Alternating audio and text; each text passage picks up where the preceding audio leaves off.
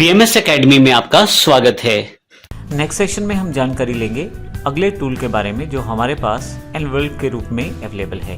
एनवल्प से आप basic shape से या बेसिक टेक्स्ट से डिफरेंट टाइप के टेक्स्ट डिज़ाइन और डिफरेंट टाइप की शेप डिज़ाइन क्रिएट कर सकते हैं। आइए इसको एग्जाम्पल के द्वारा समझते हैं। सबसे पहले यहाँ पे मैं एक रेक्टेंगुलर क्रिएट कर लेता हूँ और फिर यहाँ से मैं एनवल्प से इसे सिलेक्ट कर लेता हूँ। आप देखेंगे जैसे ही आपने इसे सिलेक्ट किया है, ऊपर की तरफ आपके पास शेप टूल से मिलते जुलते कुछ टूल आपके पास अवेलेबल हो गए हैं।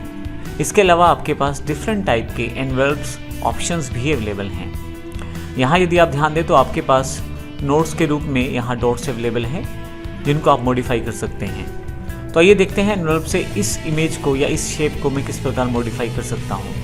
आप देखेंगे कर्सर के साथ एनवल्प का साइन है जो ये जानकारी देता है कि इस वक्त आप एनवल्प मोड में हैं, अर्थात एनवल्प टूल आपके पास सिलेक्टेड है। प्रोसेस करने के लिए आप किसी भी पॉइंट पे क्लिक करें और अंदर या बाहर की तरफ से मूव करना शुरू करें। आप देखें आपका जो इमेज है वो डिफरेंट टाइप से शेप ले रहा है, कुछ इस तरह से। मैं इसको मॉडिफाई कर सकता हूँ अपनी रिक्वायरमेंट के अकॉर्डिंग। इन एरोज का प्रयोग कर सकते हैं आप फर्दर मॉडिफिकेशन के लिए, जिससे आप जैसा चाहें उस तरह का मॉडिफिकेशन प्रोवाइड कर सकते हैं। ऊपर की तरफ दिए गए काफ़ी सारे ऑप्शन यहाँ पे अवेलेबल हैं, जैसे कि आप प्रीसेट्स का प्रयोग कर सकते हैं, जैसे सर्कुलर, रेक्टिलाइनर,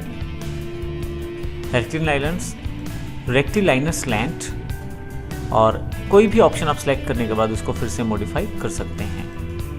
फर्दर यहाँ से किस तरह से आप मॉडिफिकेशन करना चाहते हैं वो सेट कर सकते हैं सिलेक्शन मोड।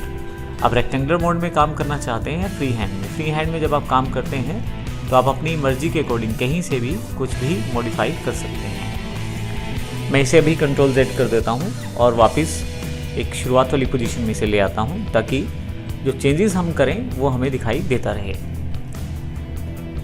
मैं यहां से एक प्रीसेट लोड कर लेता हूं रेक्टेंगुलर। तो रेक्टेंगुलर से आपके पास देखें यहाँ पे नोट्स बढ़ गई हैं और इन नोट्स को मैं आसानी से मॉडिफाई करते हुए अपनी शेप को मॉडिफाई कर सकता हूँ। अब यहाँ से नोट्स को ऐड कर सकते हैं।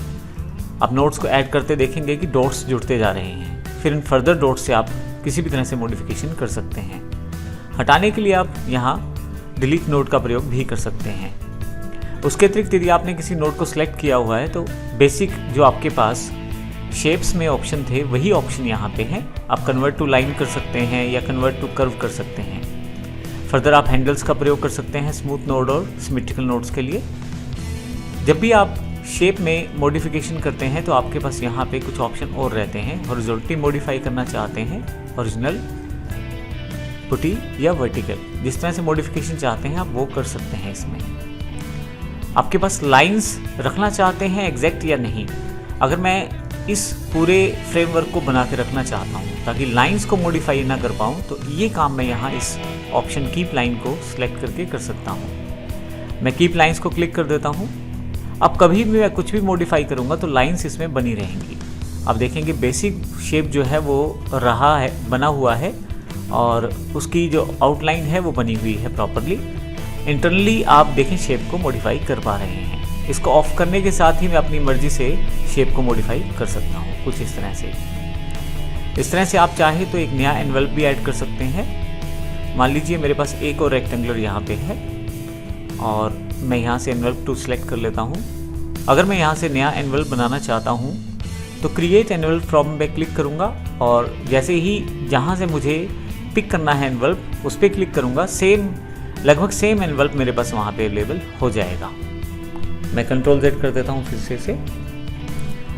अब यहाँ से इसके साथ ही कॉपी एनवल्प प्रॉपर्टीज़ भी कर सकते हैं। इसमें भी आपको जिस ऑब्जेक्ट पे आप प्रॉपर्टीज़ फिल करना चाहते हैं उसको सिलेक्ट कर ले। जैसे मेरे पास ये जो रेक्टेंगल है ये सिलेक्टेड है। अब जहाँ से मुझे प्रॉपर्टीज़ कॉपी करनी है, कॉपी एनवल्प प्रॉपर्टीज़ पे क्लिक करें और उस पर्टिकुलर एनवल्प पे क्लिक करें। अब देखें प्रॉपर्टीज़ कॉपी हो जाएंगी। इस तरह से मैं यहाँ पे फिर से वापस आ जाता हूँ। अगर आप एनवल्प इफेक्ट को ख़त्म करना चाहते हैं तो उसके लिए यहाँ पे क्लियर एनवल्प के नाम से ऑप्शन अवेलेबल है। मैं क्लिक करता हूँ। क्लिक करते ही आप एनवल्प का जो ऑप्शन है उसे हटा सकते हैं। देखिए जब भी आप डबल क्लिक करते हैं तो आप एनवल्प की टूल बार यहाँ पे आपके पास अवेलेबल हो जाती है। तो डबल क्लिक करने से आप डायरेक्टली एनवल्प से रिलेटेड टूल्स को यहाँ पे देख सकते हैं। मैं यहाँ फिर से क्लियर कर देता हूँ तो एनवलप देखें क्लियर हो गया है। इस प्रकार आप नॉर्मल मोड में एनवलप का प्रयोग कर पाते हैं।